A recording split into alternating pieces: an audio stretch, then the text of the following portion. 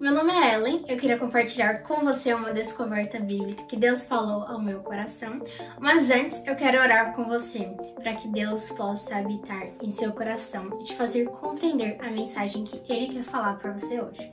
Vamos lá? Feche os olhos comigo. Querido Deus, muito obrigada pela possibilidade de ouvir, de entender, de poder falar sobre a Tua verdade, sobre a Tua Bíblia, sobre a Tua Palavra.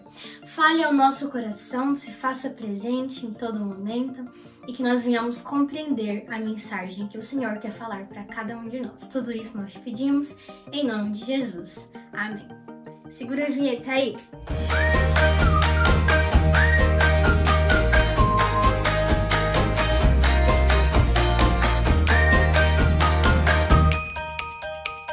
Bom, antes de começar a falar com você, eu quero te fazer uma pergunta.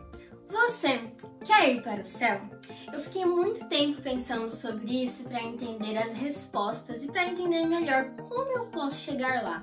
Afinal, será que eu estou vivendo uma vida de acordo com a vida que eu deveria realmente viver para chegar ao céu?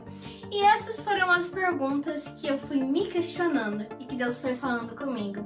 E hoje eu tô aqui para falar para você a resposta que Ele me deu. Bom, antes de tudo, eu queria fazer uma analogia. Quando a pessoa está ali tirando a habilitação para dirigir o carro, claramente ela só vai poder dirigir legalmente o carro quando ela tiver uma habilitação. Se nós compararmos rapidinho que dirigir um carro seria como ir para o céu, qual seria a tal habilitação do céu? Ah, Ellen, eu sei que para ir para o céu eu tenho que ser uma boa pessoa, eu tenho que ler a Bíblia, eu tenho que orar. Mas será que é realmente isso que vai nos levar para o céu? Um dia, uma pessoa falou assim pra mim: Deus é tão bom que Ele só vai levar para o céu quem quer. E aí eu fico me questionando, será que querer é simplesmente afirmar que quer? Por exemplo, quem quer ir para o céu? Aí vamos supor que você falou aí, eu quero. Mas a pergunta que eu quero te fazer é: o que você tem feito para demonstrar em atitudes, em ações que você quer? Porque o querer, ele não está vinculado apenas ao falar, mas ao fazer. Tá bom, eu acho que eu já falei demais. Vamos para a Bíblia então agora para a gente entender melhor ao que Deus quer falar pra gente? Eu queria convidar você agora para você abrir a sua Bíblia em Gênesis 2, em Gênesis capítulo 2. Nós vamos ler o versículo 2 e 3. Então, se você tiver uma Bíblia aí na sua casa, eu convido você a abrir, porque eu quero que você acompanhe junto comigo. E havendo Deus terminado no dia 7º a sua obra que fizera, descansou desse dia de toda a sua obra que tinha feito, e abençoou Deus o dia 7º e o santificou, porque nele descansou de toda a obra que como Criador fizera. Calma aí, não vai embora. Tenta entender melhor comigo. Quando Deus criou o mundo, Ele criou no primeiro dia as coisas, no segundo, no terceiro, no quarto, no quinto, no sexto dia. E quando foi no 7º dia, Ele descansou. Mas Ellen, o que isso tem a ver com o céu? O que isso tem a ver? O que o sábado tem a ver com o céu? Vou te explicar. Calma aí. Quando Deus criou o mundo, nós sabemos que ainda não existia o pecado. Isso significa que o mundo era perfeito. No Jardim do Éden, Adão e Eva. Então nós sabemos que o mundo ele era perfeito no início, quando Deus criou, porque o homem ainda não tinha caído. Então o sábado, ele representa algo que veio antes do pecado.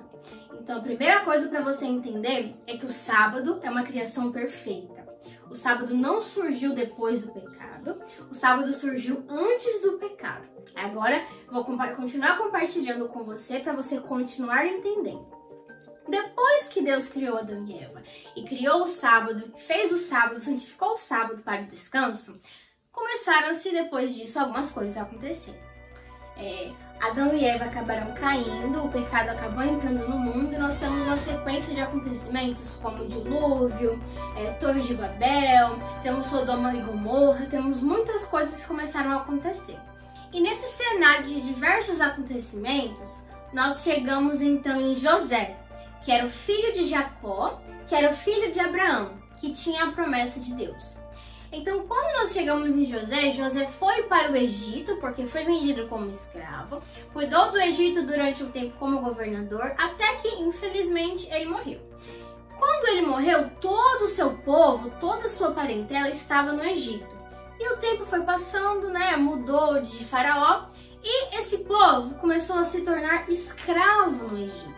Então, é o povo de Deus, a descendência de Jacó, o povo escolhido, o povo da promessa, começou a se tornar o quê? Escravo no Egito.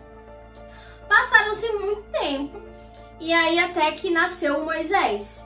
Então, Moisés nasceu, cresceu, vocês devem conhecer a história. Então, quando ele cresceu, ele nasceu, ele foi criado para ser o libertador do povo de Deus no Egito. E aí, quando Deus finalmente liberta esse povo, Deus dá uma lei, Deus dá os 10 mandamentos para esse povo. Então, aí nós vamos agora para Êxodo 20, para a gente entender, para a gente ler um pouquinho, né, dos 10 mandamentos. Quando Deus, ele dá um mandamento para o seu povo, é por algum motivo, é por alguma coisa ali. Então, quando Deus dá esse mandamento, ele tem um plano, ele já tem um plano para o seu povo dentro dos 10 mandamentos. Eu não vou ler os 10 mandamentos aqui agora, para não ficar mais longo o vídeo. Mas os 10 mandamentos, ele está em Êxodo 20, você pode estar acompanhando se você tiver interesse. Porém, qual o ponto que eu quero falar com vocês aqui? Os 10 mandamentos, ele traz no 4º mandamento, tá escrito, o 4º mandamento tá no versículo 8, que nos diz assim, ó: lembra-te do dia de sábado. Poxa, Ellen, como assim lembra-te? Vocês se lembram que lá em Gênesis 2, Deus ele já havia falado, ele já havia dito sobre o sábado? Então, é o único mandamento que Deus já havia falado. Então, Ellen, o que você quer dizer com isso? O que é que você está me falando, que está falando sobre lembra-te, que Deus já havia falado? Entra agora que eu vou falar para você sobre o que Deus falou ao meu coração e que eu queria compartilhar com você que está me ouvindo, que está me assistindo. Os 10 mandamentos não é, na verdade, um guia para o povo de Deus no Egito. Os 10 mandamentos não é um guia para nós aqui na Terra. Os 10 mandamentos, na verdade, é um guia para o céu. Lembra no início que eu perguntei, você quer ir para o céu? Mas qual seria a nossa habilitação? Como nós saberíamos que estamos habilitados para ir para o céu? Quando nós queremos de fato ir para o céu, nós precisamos ter atitudes, ter ações de pessoas que querem ir para o céu. E aí que entram os 10 mandamentos. Os 10 mandamentos parecem ter sido criados com o intuito de uma vida muito legal aqui na Terra, uma vida muito harmônica aqui na Terra. Mas Deus ele falou comigo que os 10 mandamentos, na verdade, é um manual celeste. Os 10 mandamentos é o plano dele para a nossa vida na nova Terra. Esses seriam os nossos mandamentos, esses seriam as nossas regras de vida, caso o pecado não tivesse entrado. Mas, quando Deus criou Adão e Eva, como não existia o pecado, ele não precisava impor um não matarás, um não adulterarás. Ele só precisava impor o sábado. Para que o seu povo, para que Adão e Eva entendesse que existia um dia para adoração a Deus, para o descanso, para a intimidade com o Pai. Mas as outras coisas não eram tão necessárias, porque não existia o pecado. Porém, depois que o pecado passou a existir e Deus tirou o seu povo do Egito e levou o seu povo para a Terra Prometida, ele precisava dizer ao seu povo, lembrar ao seu povo de como deveria ser a vida e de como seria a vida no céu. O que acontece é que a nossa vida aqui na Terra, ela não é uma coisa assim, um passatempo. A nossa vida aqui na Terra é uma preparação para a nossa vida celeste. E os 10 mandamentos é a nossa habilitação. Se nós não guardamos os 10 mandamentos aqui na Terra, nós não estamos aptos, na verdade, nós não estamos querendo por ações entrar no céu. Porque a verdade é que os 10 mandamentos, é a nossa habilitação. Quando nós guardamos os 10 mandamentos, nós estamos dizendo claramente para um Deus que nos criou, para um Deus que nos ama, para um Deus que está preparando um novo lar. Nós estamos dizendo para Ele, eu guardo porque eu compreendo que no céu eu terei que guardar, que no céu será assim, então eu começo a viver o céu aqui. Então a verdade por trás dos 10 mandamentos é que ela é um manual celeste. Ela é um manual de como será a nossa vida no céu. E, consequentemente, se eu sou feliz guardando os 10 mandamentos na terra, nessa terra que ainda está cheia de pecado, não me será peso algum, não me será dificuldade nenhuma ser feliz no céu, porque eu já me preparei na terra. Então, o que Deus quer falar para você é que os 10 mandamentos é a palavra viva, é a habilitação viva, é o passe livre para o céu. Não adianta eu ser a melhor pessoa do mundo aos meus olhos se eu não for a pessoa que guarda os 10 mandamentos. Se eu não for a pessoa que, além de querer de palavra, eu quero de ações. E eu vivo uma vida como Deus quer. E eu vivo uma vida de acordo com os planos dele para minha vida. Ei, eu não sei de que religião você é, eu não sei nem sequer se você tem uma religião, mas eu quero dizer para você uma coisa. Lembra-te do dia de sábado para o santificar. É um dos mandamentos mais esquecidos, mas é um mandamento que Deus nunca se esqueceu e que Ele não quer que você se esqueça, porque Ele fala, lembra-te do dia de sábado. E é o mandamento, o único mandamento criado desde o início do mundo. Porque desde o início do mundo e até o final do mundo, Deus, Ele quer que nós guardemos o sábado.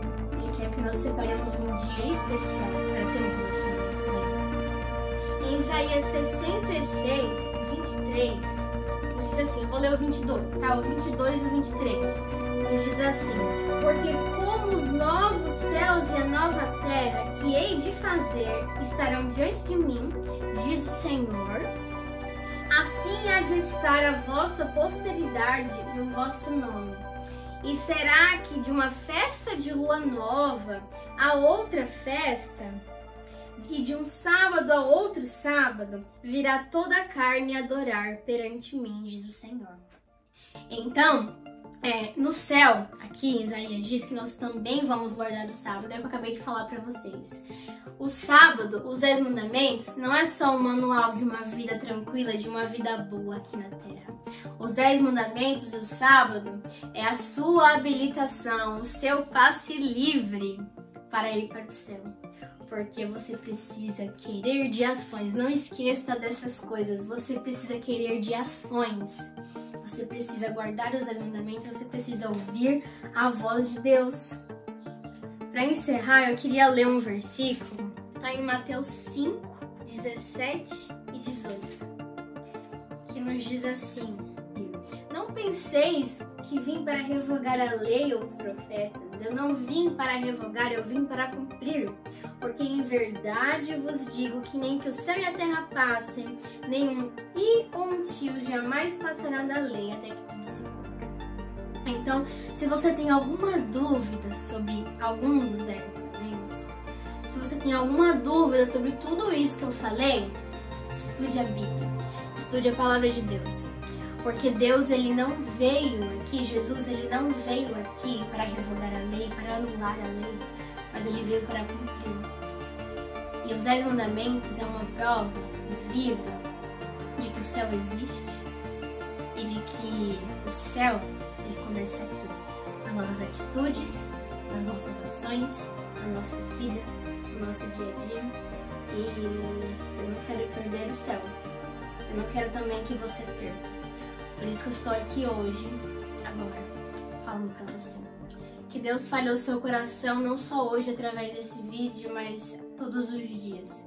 E que você, naquele grande dia na volta dele, você estará habilitado para subir ao céu, para abraçar o nosso Senhor e Salvador, autor da nossa fé, príncipe da paz, aos Absalão.